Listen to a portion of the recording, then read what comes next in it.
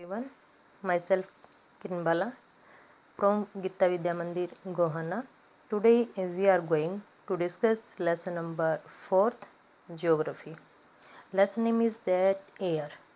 इस लेसन में हम रीड करने वाले हैं डिफरेंट टाइप ऑफ गैसेस जो हमारे आसपास में पाई जाती हैं। फर्स्टली जो अर्थ है वो क्या है, एक प्लेनेट है।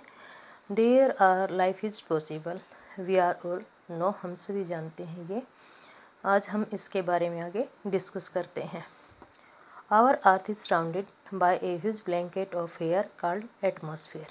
यानी जो हमारी अर्थ है इसके चारों तरफ क्या है, वायु है, और उसका जो एक कंबल की तरह वो हमारी चारों तरफ फैले हुए हैं जिसको हम वायुमंडल कहते हैं।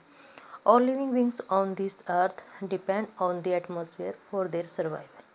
हम सभी पेड़ पौधे, मनुष्य, छोटे बड़े इंसेक्ट सभी जीवित रहने के लिए अपने वायुमंडल पर डिपेंड हैं। It provide us the air we breathe and protect us from harmful effect of the sun rays. जो एटमॉस्फेयर है ये हमारी सुरक्षा करता है, हमें एयर प्रोवाइड करता है। सुरक्षा कैसे करता है कि जो सन रेज होती हैं जिनको अल्ट्रावायलेट रेज के नाम से जाना जाता है, वो अर्थ पे पहुंचने से पहले जो एटमॉस्फेयर है ये इसको काफ़ी कंट्रोल करता है।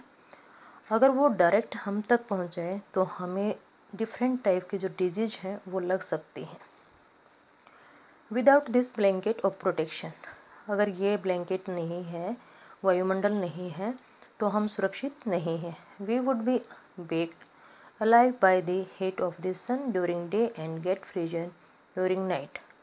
अगर एटमॉस्फेयर नहीं होगा तो हम जीवित ही क्या हो जाएंगे, सूर्य की गर्मी के कारण जल जाएंगे, और रात के समय हम क्या हो जाएंगे, जम जाएंगे। So it is the mass of air that has made the temperature on the earth livable. और यही जो वायुमंडल है हमारी अर्थ के टेम्परेचर को कंट्रोल करता है, जिसके कारण अर्थ पे जो लाइफ है वो पॉसिबल है।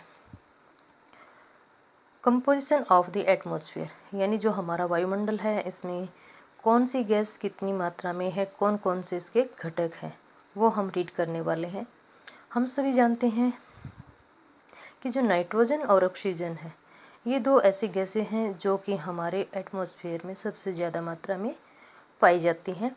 नाइट्रोजन 78%, ऑक्सीजन 21%, अदर्स जो गैसेज हैं वो पॉइंट समथिंग हैं।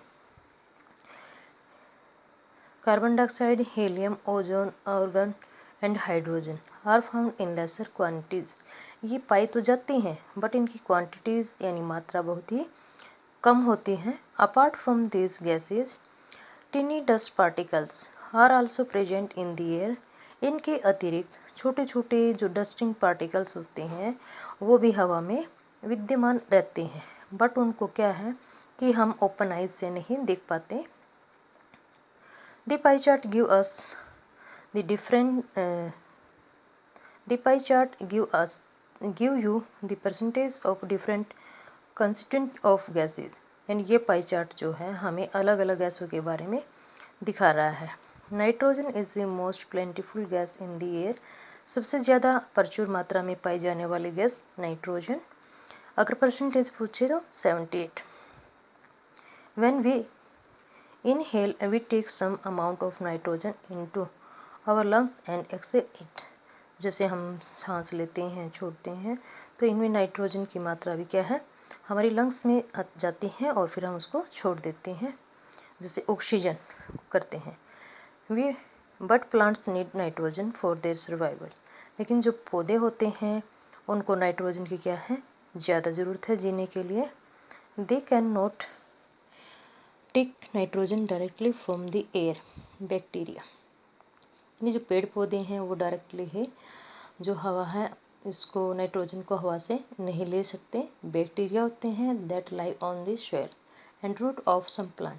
कुछ बैक्टीरिया ऐसे हैं जो विशेष मिट्टी और कुछ विशेष प्लांट होते हैं उनकी जड़ों में पाए जाते हैं। जैसे मटर है, ठीक है, तो मटर की जो जड़ है उसमें नाइट्रोजन काफ़ी मात्रा में पाई जाती है। Take nitrogen from the air and change it from so that plant can use it। तो वो नाइट्रोजन की मात्रा को एयर से लेते हैं, फिर इसको चेंज करते हैं, जिसके कारण जो प्लांट है वो क्या करते हैं, यूजेबल बनते हैं, जीवित रहते हैं। इट मीन्स ये क्या है कि जो नाइट्रोजन है और ऑक्सीजन हम सभी यूज करते हैं, तो जो नाइट्रोजन है वो क्या है, पेड़ पौधों के लिए जीवित रहने के लिए बहुत आवश्यक है, और जो ऑक्सीजन है वो ह्यूमन बींग्स के लिए काफ़ी इम्पोर्टेंट है। इट मीन्स जितनी भी हम स्टडी करेंगे गैसेस की, हर गैस की अपनी कोई ना कोई इम्पोर्टेंस है। और डू यू नो, इसमें हम क्या देखते हैं कि जो कार्बन डाइऑक्साइड गैस होती है release in the atmosphere creates a green house effect bye trapping the heat radiated from the earth.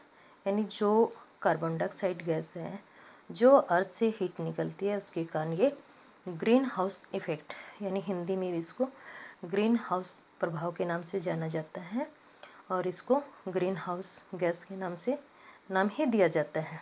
And without it the earth would have been too cold to live in. और अगर ये नहीं होगी तो जो हमारी अर्थ है वो काफ़ी ठंडी हो जाएगी, तो लाइफ जो है वो पॉसिबल होगा तो, बट काफ़ी परेशानियाँ हमें हो सकती हैं। However when it's level in atmosphere increase, जब इसका लेवल हमारे वायुमंडल में बढ़ता है, किसके कारण बढ़ता है, फैक्ट्रियों के धुएं से, गाड़ी हैं, बाइक है, स्कूटी है, जो भी हम व्हीकल्स यूज करते हैं उनके धुएं से, चिमनियों से निकलने वाला धुआं, ये सब इसका रीजन होते हैं जो अर्थ के टेम्परेचर को इंक्रीज करते हैं। इसी को हम ग्लोबल वार्मिंग कहते हैं। अगर ये टेम्परेचर ऐसे ही बढ़ता रहेगा तो जो हमारे ग्लेशियर हैं वो जमे हुए हैं और वो मेल्ट हो जाएंगे, तो पानी ही पानी हमारे चारों तरफ हो जाएगा, जिसके कारण causing falls in the coastal area, जो तटीय क्षेत्र है वहाँ पर क्या होगी, बाढ़ आ जाएगी। There may be drastic change in the climate of a place leading a extinction of some plants and animal in long run. जब ऐसा होगा तो क्या होगा कि वहाँ पर रहने वाले पेड़ पौधे और पशु, ह्यूमन बींग्स भी इंक्लूड होगा, तो जो जलवायु में परिवर्तन होगा उन सभी का उसके ऊपर इफ़ेक्ट होगा। और यही कारण होता है कि लॉन्ग टाइम तक अगर ऐसा हो जाए तो मानव की जो प्रजातियां हैं ये भी वहाँ पर टिक पाना संभव नहीं है। एनिमल्स, पेड़ पौधे, सभी जीवित प्राणियों के लिए नुकसानदायक है। Thank you, have a nice day.